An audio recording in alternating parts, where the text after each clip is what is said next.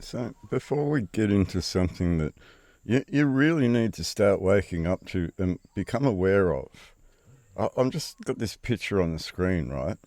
And this is a Commonwealth of Australia school atlas, an actual government issued school atlas. And you can see very clearly there is not a blue ensign representing this Commonwealth, is there?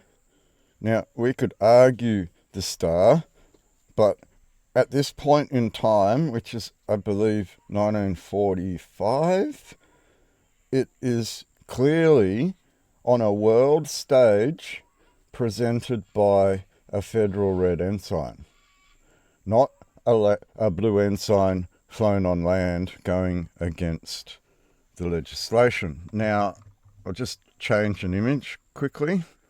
So I'll read this image out and then we'll show you what's happened since. Okay, so 397, use of white and blue ensigns on shore, which means on land. Enquiries are received from time to time at the Admiralty as to the use of the white and blue ensigns on shore. So the white and the blue ensigns must therefore belong to the Admiralty. The following memorandum, which is customary to issue in response to such inquiries, is promulgated from general information. General information, not specific admiral information, just general information. Memorandum on the use of the white and blue ensigns on shore. The white and blue ensigns of His Majesty's fleet are purely maritime flags, and in general, their use on shore is incorrect. There has, however, been a customary extension of the use of the white ensign from the harbour ship used as a fleet establishment to barracks and other buildings on shore serving the same purpose. There has been parallel extensions of the use of special ensigns from yachts, customs vessels and the like to their headquarters on the coast, the clubhouse or customs office. It is common also for the white and blue ensigns to be used on cenotaphs and other memorials to naval personnel, to naval personnel, to naval personnel. With these exceptions, the use of these ensigns on shore is improper, like on a post office or on a government building or on many of the buildings that you see this blue with seven-pointed star flying is incorrect or improper. Special ensigns worn by yachts are worn under the authority of an Admiralty warrant issued to that yacht, not to the yacht owner. They are the national colours of the yacht, not the personal flag of the owner, and the owner has no shadow of right to fly the yacht's flag elsewhere than on board the yacht. Similarly, the white ensign is nothing else but the national colours of a ship of war in commission, a ship of war in commission, and no past service in the Navy or other connection with Navy can make it correct to hoist it on private buildings on shore. It is equally incorrect for either ensign to be carried in processions or marches on shore. That's the Office of the Admiralty, the 9th of September 1931. This is before they knew that something was going to happen that might force a change of flag, wherein they told their men that they were not to play party to those land war games, being the Admiralty, and those changes didn't occur until 1st of March 1967. So now we can look at a map and see exactly a problem, given that we already see a problem with our own history. So how do you demonstrate to a people that they've already been screwed? And what's being done in the federal parliament has already been done to them by the states. How do you demonstrate this, that they've already been undermined by their very own towns? It comes down to a map, and I'm not going to have a go at HEMA. They've put together a very competent map. It's a very nice map. As a company, they've done a very good job. It's worth buying. I wouldn't say it's worth the price I paid for it. I'm in a remote town. Okay, so you take that into consideration. I'm in the middle of nowhere when I bought this map, but I bought this map to demonstrate something to all of you, to clearly demonstrate. So let me just open this map up. So, pretty big map. Okay, set out like a normal map. You know, just a map of Queensland. If you come in, you can see the roads and the towns and all the national parks, right? All the national parks. Okay, but there's something wrong that people don't seem to realise across Australia. Is they're no longer your national parks. They've been renamed. Jack River is now Mundy National Park, and it's managed by a group called CYPAL, C-Y-P-A-L. Rinuroo, which used to be called Lakefield National Park, is now called Rinuroo National Park, and it's managed by CYPAL. Okola National Park hasn't been renamed, but it's managed by the Cape York Peninsula Aboriginal Land. Cape York Peninsula Aboriginal Land. So the Jack River National Park, which used to be the Commonwealth's land and put aside for all Australians, is now the Cape York Peninsula Aboriginal Land. It's no longer Australian land, it's Aboriginal land. It's already defined on this map. It's already defined on this map. Oikengand National Park, Cape York Peninsula Aboriginal Land. Right, we keep going up. Oyola Thumatong National Park, Cape York Peninsula Aboriginal Land. Colour, Macawath Range National Park, Cape York Peninsula Aboriginal Land. I mean, we could keep going up. Kutini Payumi Iron Range National Park, Cape York Peninsula Aboriginal Land. These are no longer national parks, because if you go and look at national parks, the national parks are marine parks, and they don't seem to oversee anything of the national parks anymore because it gave them all to the Aborigine. Batavia National Park, Cape York, Aboriginal land, Aboriginal land, Aboriginal land, right? Aboriginal land, Aboriginal land, Aboriginal land, Aboriginal land, Aboriginal land. Stutton River National Park. That one's not, right? This one's not. Why?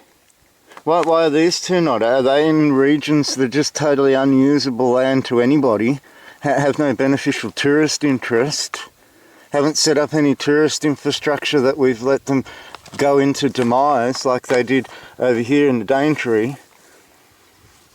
Do you see what I'm getting at? Like, it's already happened.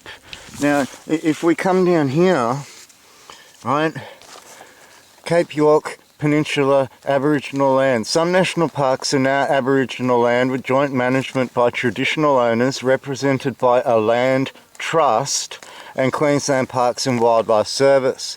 So instead of being under a national park trust, they're under an Aboriginal land trust. Indigenous protected area. An IPA is an area of land or sea where traditional owners have entered into an agreement with the Australian government to promote biodiversity and cultural resource conservation. We're traditional owners. Traditional means they traded the land to the Crown, right? And then the Crown got managed. And then the Crown's treating them like sovereign people, making an agreement with the government, separate to all of the rest of the population, to cut you off from certain areas of your own country. And this is already on a map that you can buy in the shop. So don't get Don't tell me that this is all coming. It already happened. And you've all been asleep while it happened. I had to go and buy this map just so that you could wake the fuck up. Aboriginal Land Trust land. ALT land is owned under freehold title by a community of Indigenous people. It can coexist with native title, but can also exist in areas where native title has previously been extinguished. Okay, so when you go around these areas, see, Kalpower Aboriginal Land Trust, this is now private land in the middle of all the national parks. Right, so you can't now go through there. It's a restricted area. Okay, so now it's no longer Commonwealth land for all Australians. It's Aboriginal land for Aboriginals only.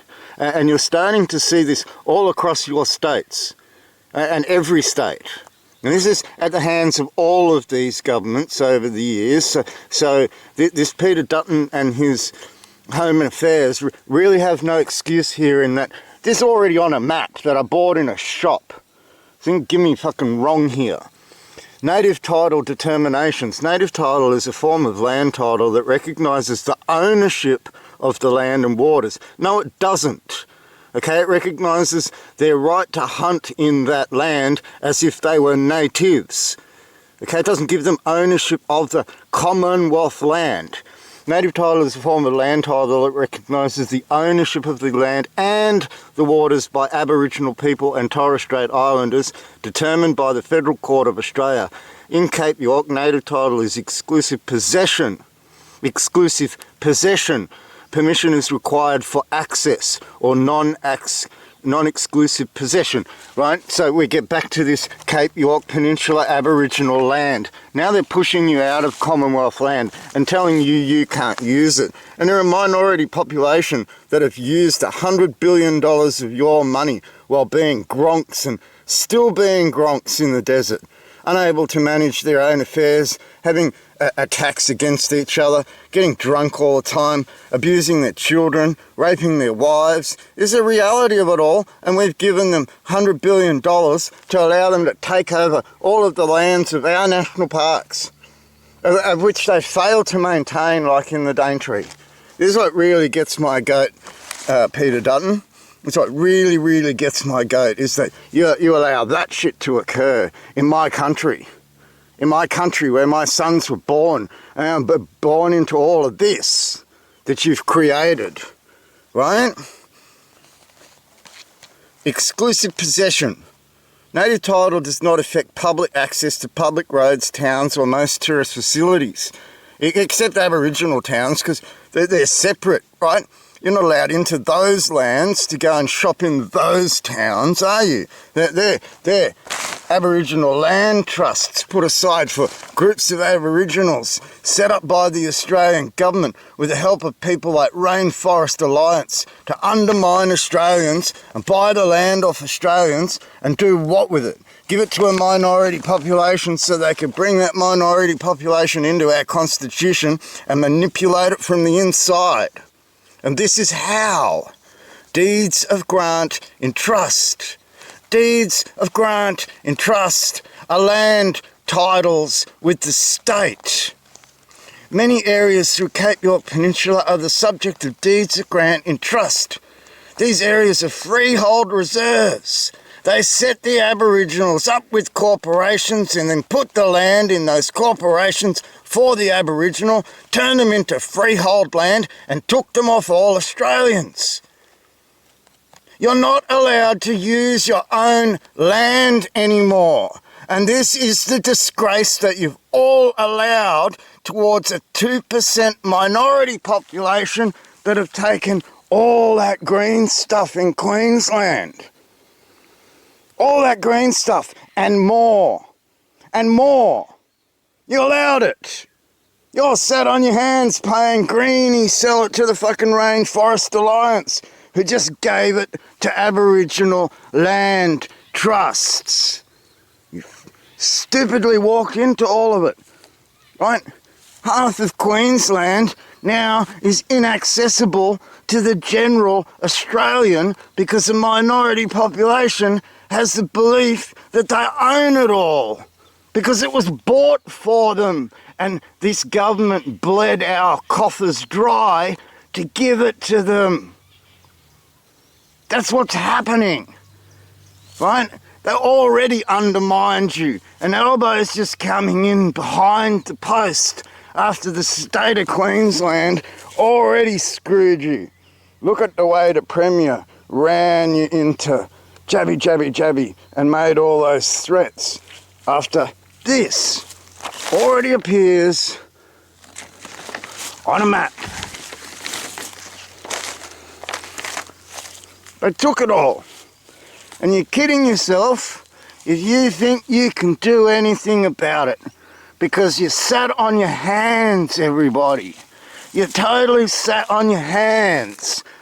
Well, they took it all. Aboriginal land. Entry permits. For fuck's sake, people. You want to give them entry permits to come into your towns? Well, they do that to you. They already do that to you. This is the stupidity of it. Right? Have a good look, everybody, because Queensland gave your crown away. All your national parks that are supposed to be of the Commonwealth were given away by the state in land title. How? How did the state get land title of a national park to be able to give it away in the first place?